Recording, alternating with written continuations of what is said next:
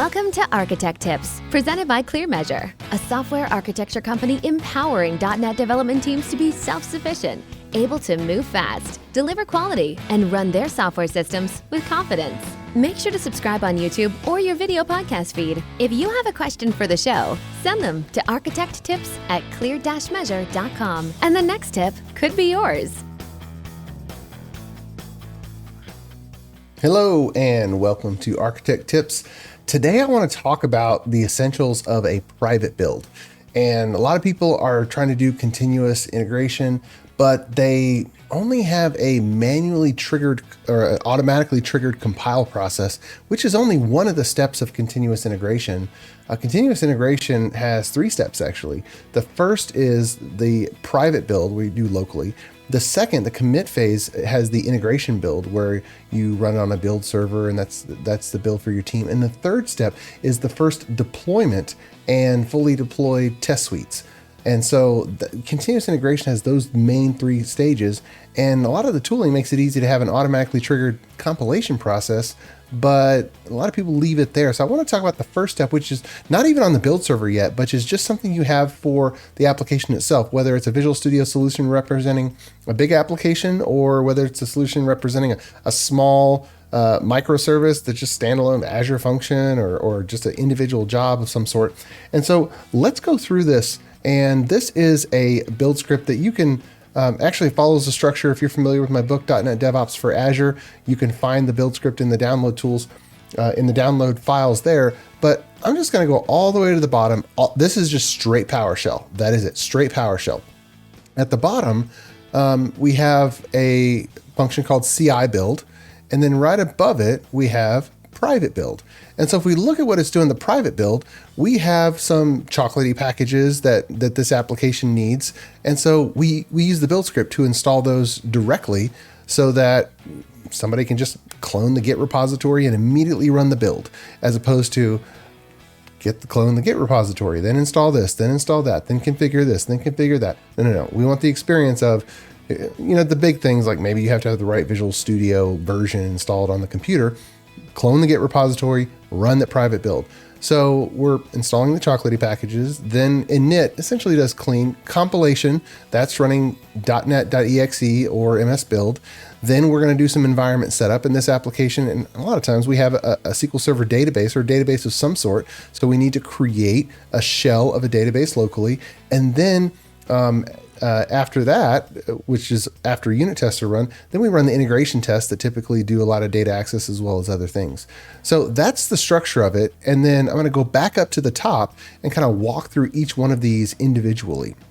So up at the top, again, this is just straight PowerShell and all of the uniqueness. You could literally copy this PowerShell file, and there are so many, going back to 2005, I think, almost every application and client that I have worked with has taken this structure, this layout, this template of a build script and used it in their applications.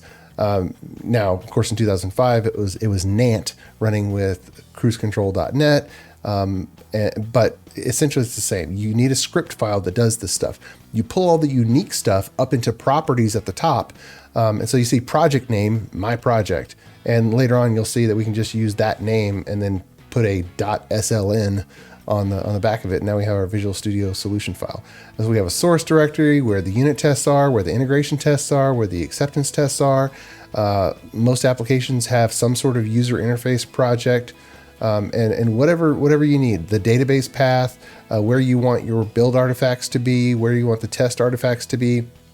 The path to your database migration tool, whether you're using Roundhouse or AliSQL, and even pulling a version number directly from a build server.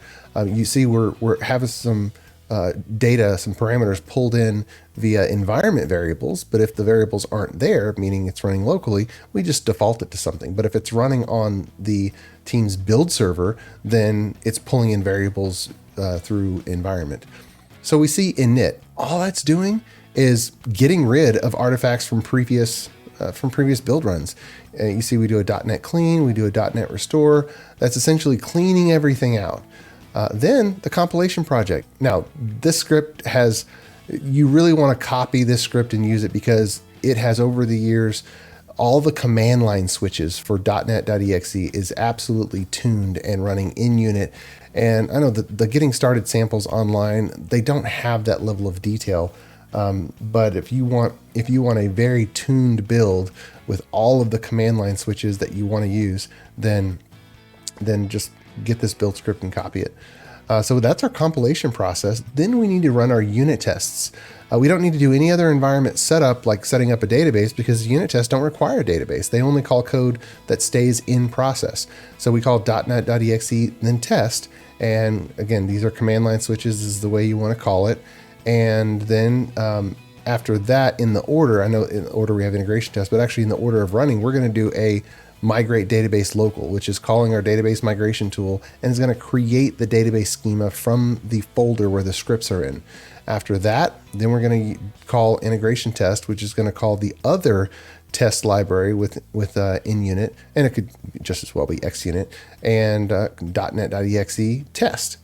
Acceptance test is not used for a private build. It's used in the integration build for the fully deployed version.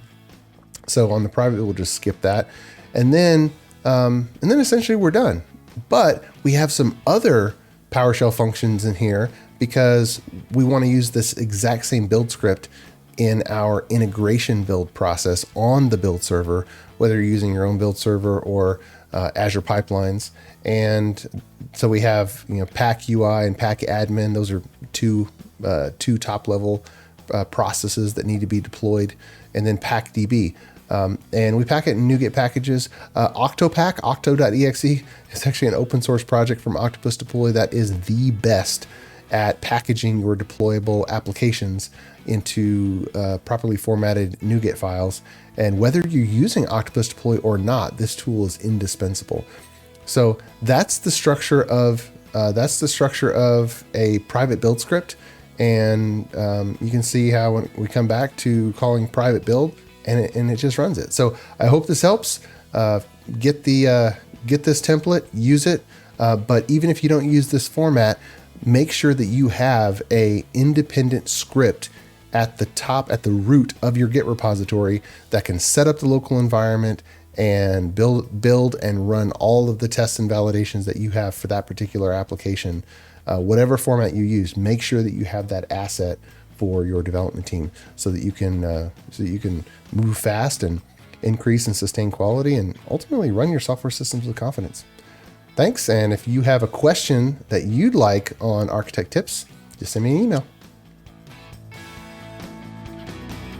Thanks for watching Architect Tips. If you would like help improving your team's speed, quality, or software stability, send us a note to architecttips@clear-measure.com.